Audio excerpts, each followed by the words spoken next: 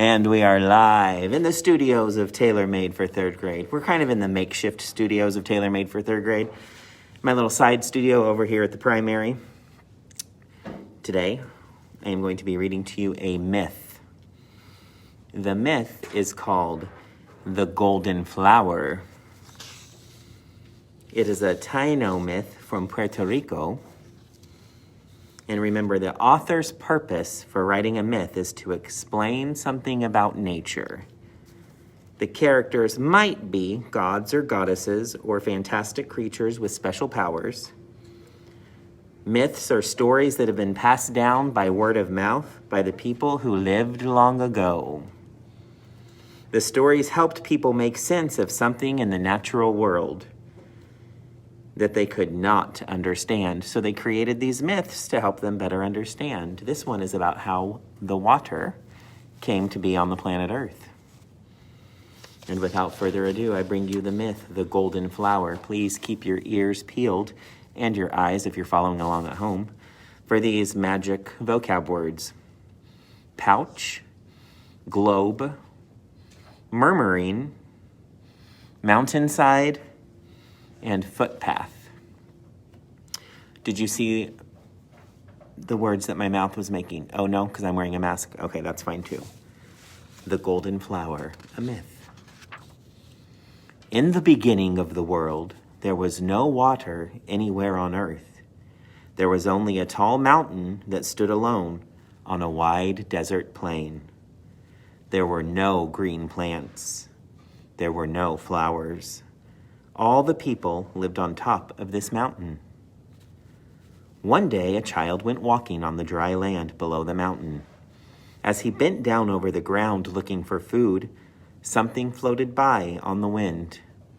He reached out and caught it in his hand.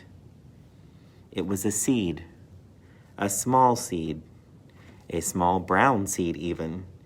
He put the seed into his pouch. The next day, he went walking and again found something as it floated by on the wind. It was another seed. Day by day, he gathered these seeds until his pouch was full.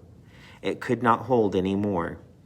And the child said to himself, "I will plant these seeds at the top of our mountain." He planted the seeds and waited. One morning, a tiny green leaf appeared. The child watched. From under the ground, a forest began to grow high on top of the mountain. All the people came to see. It was a forest of many colored flowers, a magic garden of green leaves and thick branches. The child was happy. Looks like I got a little audience watching. Hello, Bryson. Hello, Tatum. Oh, Miss McClelland. I like this. Oh, well, I was going to hold up the illustration, but it got lost in my fancy photography here. Anyway, it's a really good illustration. In the middle of the forest, at the foot of the tallest tree, there grew a vine that wrapped itself around the tree. And from that vine there grew a flower more beautiful than all the rest. A bright flower with golden petals. Ooh, what color were the petals? Golden. It was a golden flower after all. Excuse me? Yeah, my producers just told me that Aubrey is watching. Obviously, she's tuning into this video. She's just a fan. She's a 5th grader now. Miss her. And from that flower, something new appeared in the forest. It looked like a little ball. "Look," cried the child. "Something is growing out of the flower." As the people gathered around to watch, the ball grew larger and larger until it became a great yellow globe that shone like the sun. Even as they walked on the dry land far below, people could see it shining on top of the mountain. I forgot to raise my hand when I said the magic word, globe. One woman said, "If you put your ear next to the ball, you can hear strange noises coming from inside." The people listened. Strange sounds and murmuring could be heard, but nobody knew what was hidden inside. The people were afraid. After that, they all stayed away. Even the child stayed away. One day, a man walking on the desert plain saw the golden ball. He said, "If that shining ball were mine, I would have the power of the sun.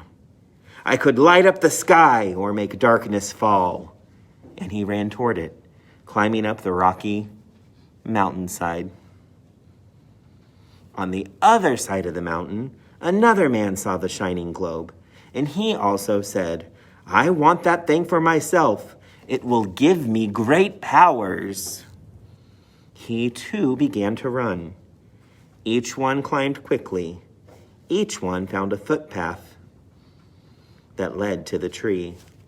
On that page, we had mountainside and footpath. I am on page 188 if you're following along, paragraph number 15. They both ran without stopping until they reached the shining globe at the same time. But what they found was not really a ball. It was the fruit of the golden flower, a calabaza, a pumpkin. The two men began to fight and argue. "It is mine," said one. "No, it is mine," said the other. Each man grabbed the pumpkin. They pushed and pulled. They pulled and tugged until finally the vine broke. The pumpkin began to roll down the mountain faster and faster until it crashed into a sharp rock and burst apart. Whoosh! Waves of water poured out of the pumpkin. The water bubbled and foamed. The waves began to cover the earth, flooding the desert plain, rising higher and higher. For it was the sea that had been hidden inside the pumpkin. Oh, sorry, can we get a repeat on that? What was hidden inside of the pumpkin? The sea. For it was the sea that had been hidden inside the pumpkin. Out came the creatures, whales, dolphins, crabs, and sunfish.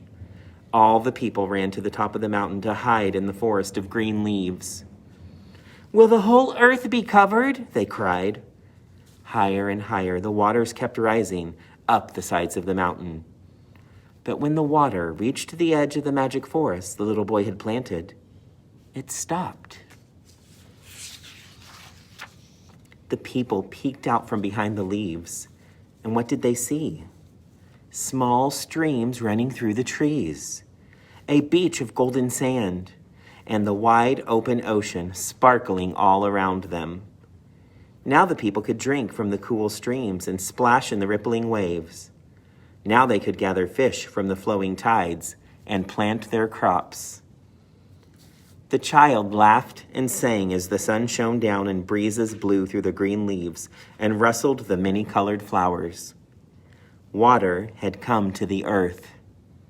And that is how, the Taino say, between the sun and the sparkling blue sea, their island home, Boriken, came to be. So that is the myth of how their island home was born. All the water came rushing out of that pumpkin. And that, folks, is a myth. Thanks for tuning in. Third graders, you have a story test over this story on Thursday of this week, the 29th of October. I feel like I have harnessed the power of the sun with all these flames behind me, bursting forth through a pumpkin. Oh, sorry, I just got a little too excited. I have a little small studio audience with me here today. That's why I have my mask on, keeping them safe, and they're keeping me safe. Thank you for tuning in. Tailor-made for third grade. Have a wonderful afternoon. Stay warm. For anybody watching that's not from around here, we had a snow day yesterday. The earliest we've ever had a snow day in Kansas, October 26th. Sometimes I have trouble stopping this because I just like to talk. Thank you for tuning in.